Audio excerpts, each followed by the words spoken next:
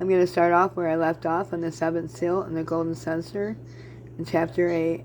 The crazy part is that we are literally living in a time where the beast system could happen at any time. So, I know how close we are, if not already in the last days. And it's so crazy that we're about to see all these things take place. It makes it so much more powerful reading this. When he opened the seventh seal, there was silence in heaven for about a half an hour. And I saw the seven angels who stand before God, and the seven trumpets were given to them. Another angel who had a golden censer came, and he stood at the altar. He was given much incense to offer, with the prayers of all God's people. On the golden altar in the front of the throne, the smoke of the incense, together with prayers of God's people, went up before God from the angel's hand. Then the angel took the censer and filled it with fire from the altar, and he hurled it at the earth. There came peals of thunder, rumbling, flashes of lightning, and an earthquake. The trumpets. Then the seven angels who had the seven trumpets prepared to sound them.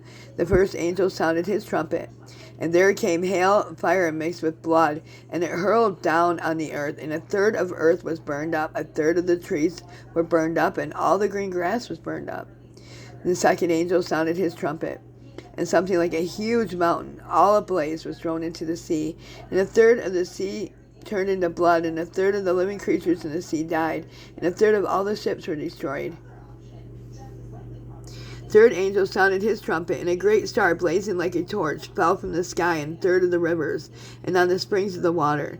The name of the star was Wormwood. A third of the waters turned bitter, and many people died from the waters that had become bitter.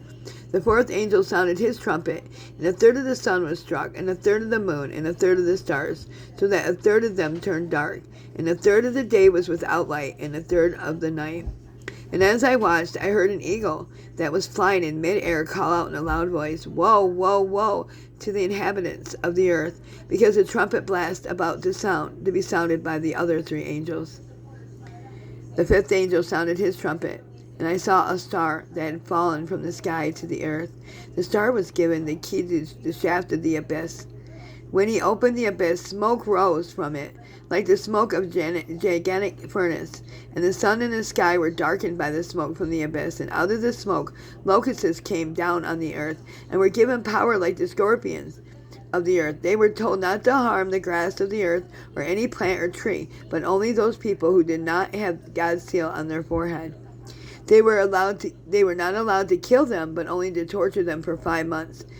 And the agony they suffered was like the sting of a scorpion when it strikes. During those days, people will seek death, but will not find it.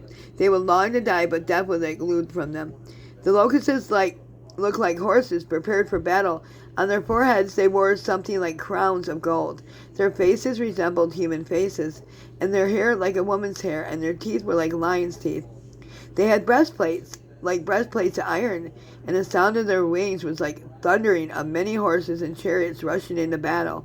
They had tails with stingers like scorpions, and their tails had the power to torment people for 5 months. They had a king over them, the angel of the abyss, whose name in Hebrew is Anan, and in the Greek Apollyon, that is, destroyer. The first woe is past. 2 other woes are yet to come.